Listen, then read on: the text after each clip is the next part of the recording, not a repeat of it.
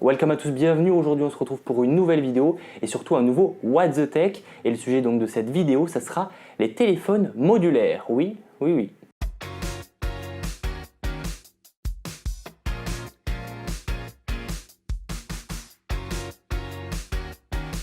Alors les téléphones modulaires, c'est quoi? En fait, en quelque sorte, le téléphone modulaire, c'est l'avenir du téléphone, du moins c'est mon avis.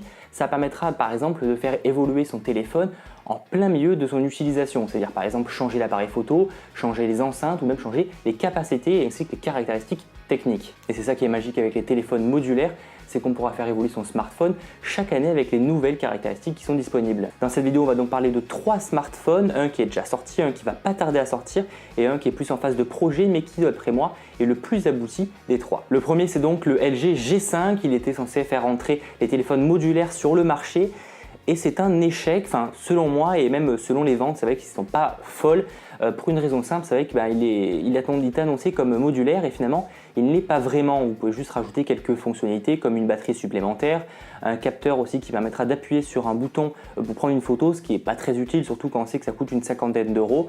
Il y aura aussi moyen bien sûr d'en rajouter une enceinte. Enfin voilà, c'est des petites fonctionnalités sympathiques sur le concept, mais en soi c'est pas très beau, c'est assez encombrant.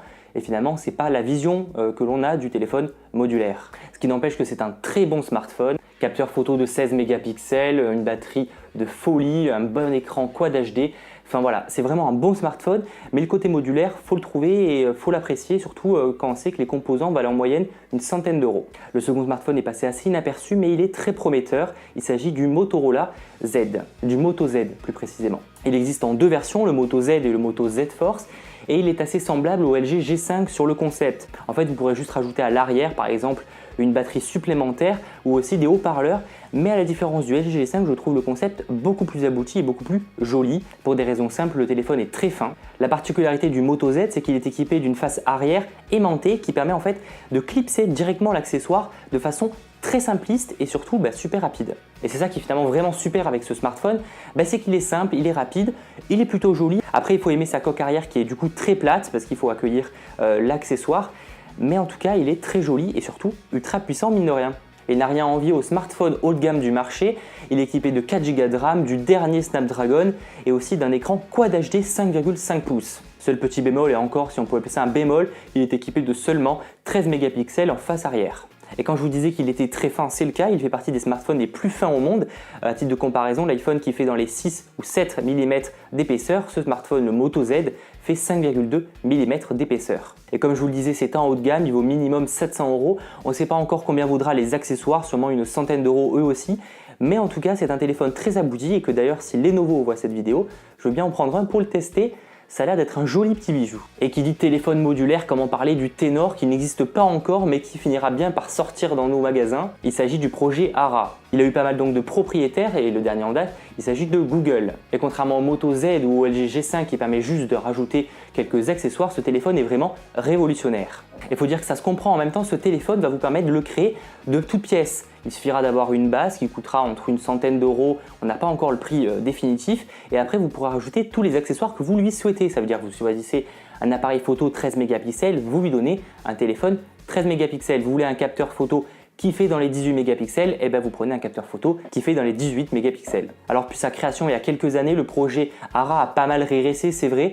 Maintenant vous pourrez rajouter que entre guillemets 6 accessoires à ce smartphone, mais c'est suffisant selon Google. Alors on n'a pas encore de prix à propos des accessoires, mais selon la marque, il faudra compter une cinquantaine d'euros en moyenne pour un accessoire supplémentaire. Mais bien sûr, ça dépendra de la qualité ainsi que de la puissance des composants que vous souhaitez lui rajouter. Et là, je vous entends déjà me dire, ça a l'air d'être compliqué ce projet Ara.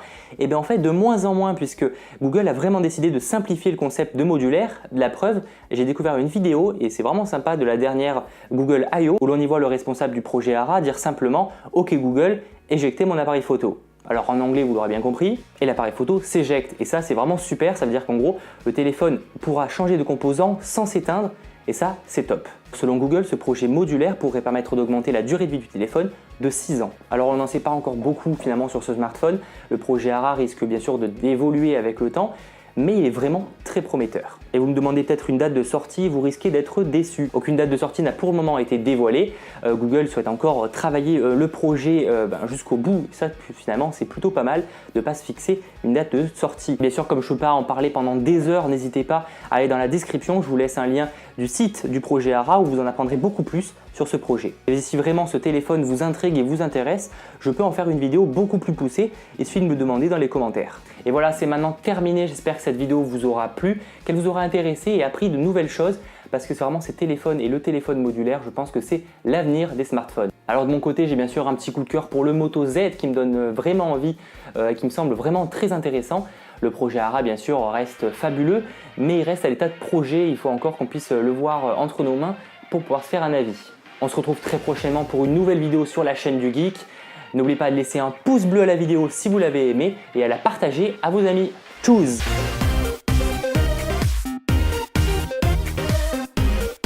J'ai déjà fait une vidéo sur un autre Google Cardboard il y a quelques mois, voire même un an, et il n'était pas du tout dans ce style-là. Bon, du coup, c'est pour ça que je voulais refaire une vidéo, c'est qu'il a pas mal évolué depuis.